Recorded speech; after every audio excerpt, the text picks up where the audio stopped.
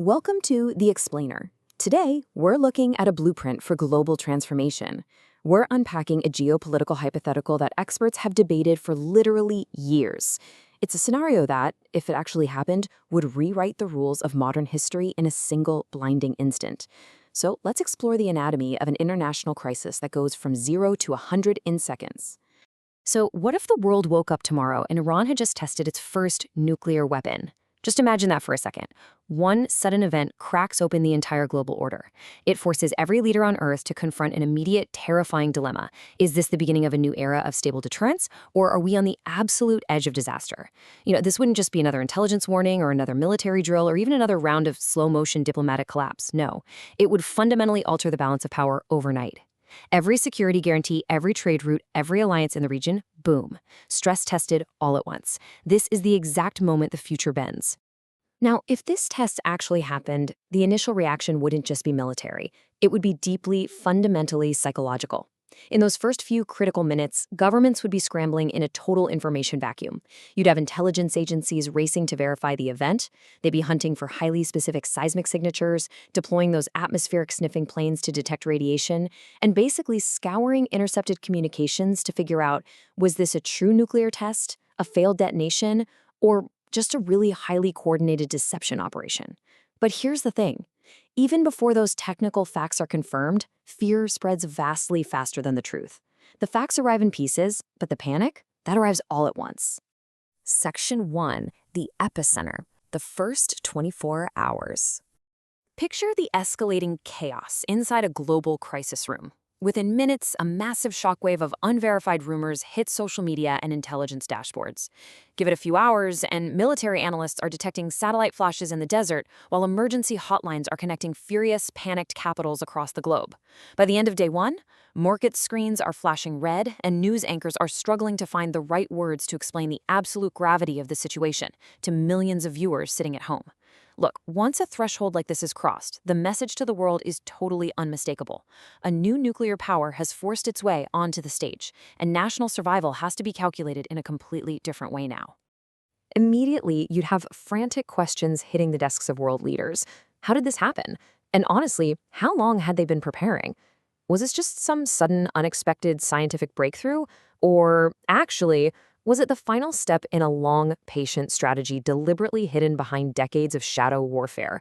Because we are talking about years of facility sabotage, incredibly sophisticated cyber campaigns like Stuxnet, and just endless diplomatic stalling.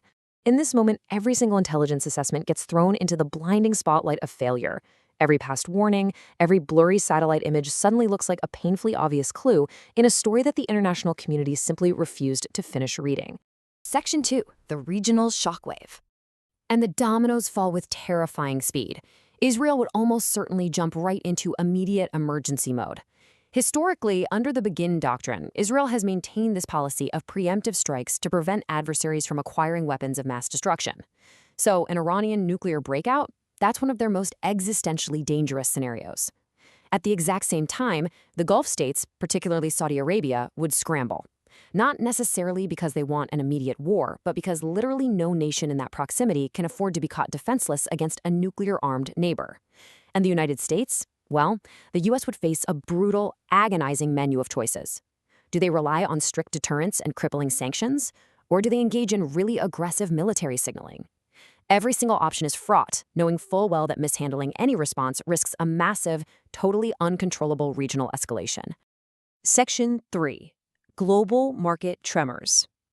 Now let's talk economics, because the Middle East sits at the absolute center of global energy movement, specifically the Strait of Hormuz, where roughly a fifth of the world's daily oil consumption passes through.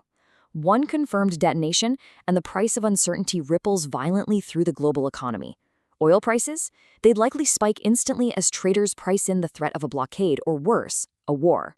Global shipping firms would completely reevaluate and reroute their fleets, which drives up supply chain costs all over the world. Defense stocks would soar in anticipation of prolonged military posturing, while airlines and everyday consumer markets just tremble under the crushing weight of the unknown.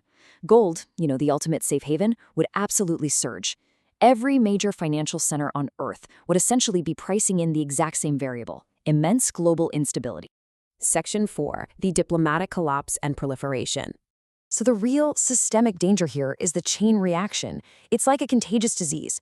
Once a regional rival successfully crosses that nuclear line, the foundational trust in global alliances just begins to crumble. Neighboring countries who suddenly feel totally unprotected by Western security umbrellas are practically forced to consider secretly preparing their own deterrence.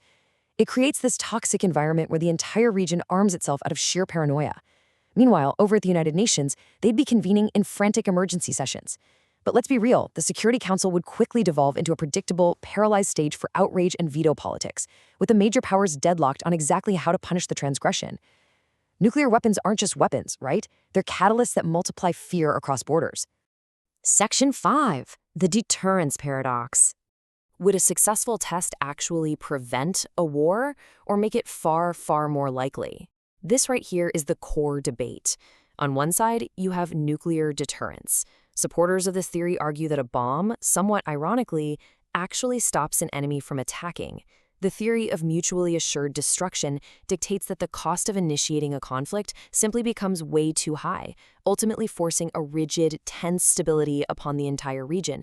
But right across from that is nuclear emboldenment. Critics argue that possessing a nuclear shield actually emboldens a nation to take really extreme risks in conventional warfare. It provides a safety net to launch proxy attacks or conventional skirmishes, knowing adversaries will hesitate to respond forcefully just out of fear of a nuclear exchange. The fascinating and honestly terrifying thing is that both of these opposing arguments would instantly become the driving realities for policymakers. Section 6. The new nuclear reality. Inside Tehran, a test would likely be framed domestically as a massive historic triumph, absolute proof of survival and a super potent symbol of strength against years of crippling international sanctions. But for the rest of the world, the margin for error shrinks drastically, because once a country is believed to have a nuclear weapon, well, the old rules of war simply no longer apply. Just think about how quickly things could spiral. A minor border incident, maybe a rogue drone attack, or even an untraceable cyber strike on critical infrastructure suddenly carries a catastrophic existential risk. A routine crisis that might have stayed conventional for months could rapidly escalate and literally go nuclear in a matter of minutes. In the aftermath, the world enters this terrifying phase of ambiguity where nobody fully trusts anyone else's red lines. Policymakers are going to be kept awake for years trying to answer some critical life-or-death questions. Like, was this test merely a one-time demonstration to force negotiations? Or is it the start of a fully deployed operational arsenal? Is a second test imminent? Do they actually possess a miniaturized deliverable warhead? What about their ballistic missile capabilities, the survivability of their launch sites, or their official military doctrine? These are no longer just theoretical academic debates. They are urgent, real-time realities that could push other nuclear-armed actors toward irreversible preemptive responses. We have to remember that a geopolitical crisis of this magnitude isn't just confined to classified military situation rooms. Nuclear events spill aggressively into the everyday world.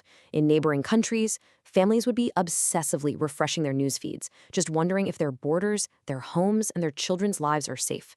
Across Europe, Asia, and the Americas, ordinary people who have absolutely nothing to do with nuclear strategy would feel the immense shockwave. They'd feel it through surging gas prices, terrifying apocalyptic headlines, and just an inescapable, heavy psychological burden, this pervasive sense that the world literally became permanently less stable in a single day. Hidden inside the prospect of an Iranian detonation is a possible turning point for the entire 21st century. It's a moment where the global community is forced to confront whether the old, established systems of restraint still function, or if it's already too late to turn back the clock. If one hypothetical nuclear test can change the world this much in our imagination, what happens if it ever becomes an undeniable reality? Thank you so much for joining me on The Explainer. If you value these deep dives into the blueprints shaping our future, be sure to subscribe and leave your own analysis below. Until next time.